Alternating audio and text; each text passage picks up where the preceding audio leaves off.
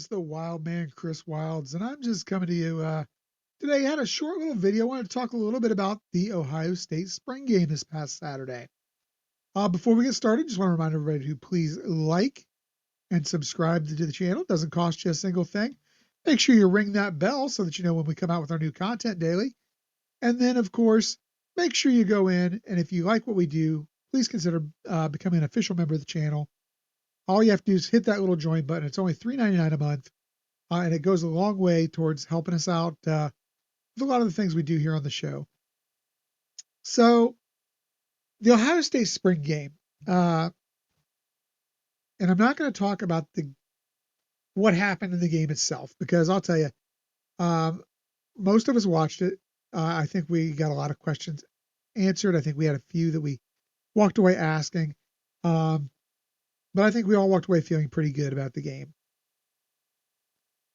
The biggest gripe I've seen on social media is about the dip in attendance. Ohio State on Saturday had 40,000 people, 40,136 to be exact, show up for Saturday's spring game. This is the lowest number of people in the crowd since 2021, when COVID had actually limited the amount of people to just over 19,000. So a lot of people are going to ask why. Now, I've seen a lot of social media people saying it's the cost. I'm going to get there. But let me run down some of the factors that I think contributed. First of all, Eric and I were out there for our fan appreciation tailgate. We got there at 5:30 in the morning. And guys, it was cold. Till right up before game time, it was pretty daggone cold in Columbus, Ohio. So the weather was not our friend. Number two, Buckeye fans aren't just Buckeye fans. In the spring, they're also Guardians fans. They're Reds fans, Blue Jackets fans. Some might be Pittsburgh Pirates fans because we do have a large contingent in Pittsburgh. Guys, Pittsburgh was playing in Cincinnati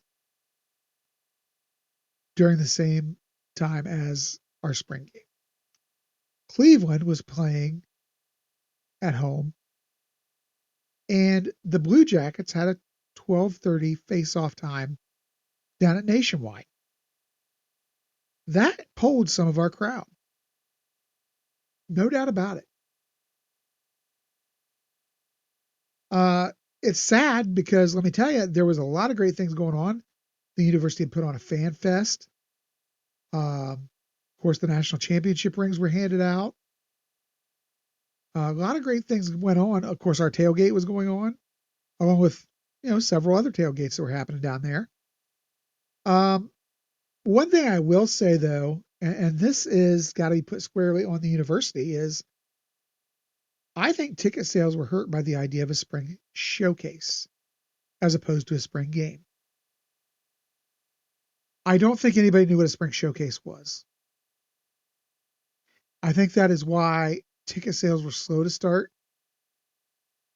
I think that is why we saw the university change it to a game instead of a showcase with about a week and a half, 2 weeks before it went. Um, I think the marketing was poor. And honestly, while I think there is excitement from the diehard fans to see what's going on with this year's team, I also believe that it lacked the excitement and the anticipation of last year's team. Last year, we brought in over 80,000. Last year was expected to be exactly what it was, a national championship run.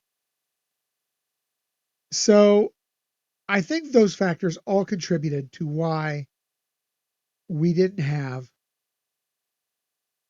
a great turnout. So I've seen a lot of people on Facebook say, well, the problem is you charge for the game. Other schools don't charge. First of all, Ohio State charges $8. It's $14 with a Ticketmaster fee. Guys, that's about what you pay for a movie ticket anymore. I mean, seriously? I don't think that was the issue. One guy told Eric on there, and I saw Eric commented, uh, if it was free, they would fill the shoe to the rafters. Of course, Eric, never to be one who's outdone, came back with the remark of, I don't believe the shoe has rafters.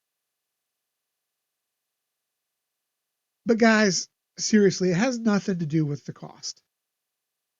It was the most affordable family fun you could have in a weekend. I mean, free parking, $14 a person for the tickets. The only part of this whole thing that was expensive was if you chose to buy concessions in the stadium. And they were outrageous. Let me tell you, they were ridiculous. But I still walked out of there with 3 of the collector cups with my $14 Diet Cokes. So I don't think money is the issue, guys.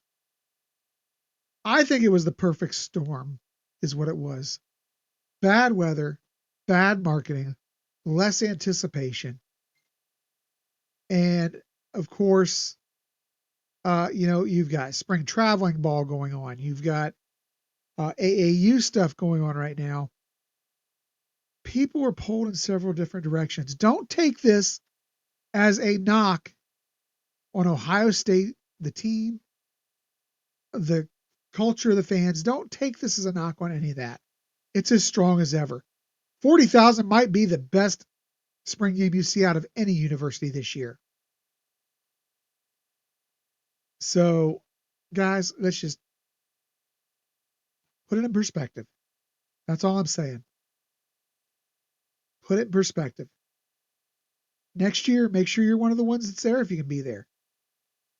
It's like I say, a great affordable time. But guys, don't panic over it, and don't go blasting the university over it. Free is not sustainable in today's market. You as fans have an expectation. You expect this team to have the best players, best coaches, compete for a national title every year, have the best facilities, have the best of everything. Something's got to pay for it, guys. Something's got to pay for it.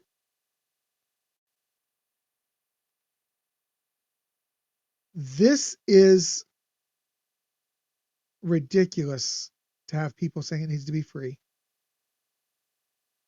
You get nothing for free. And by nothing, I mean you get no players, no coaches, no national titles.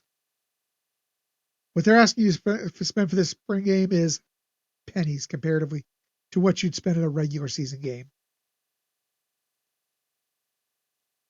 So, Buckeye Nation, I just got to say, for those of you complaining about the minimal cost of the Buckeye spring game and blaming that for the reason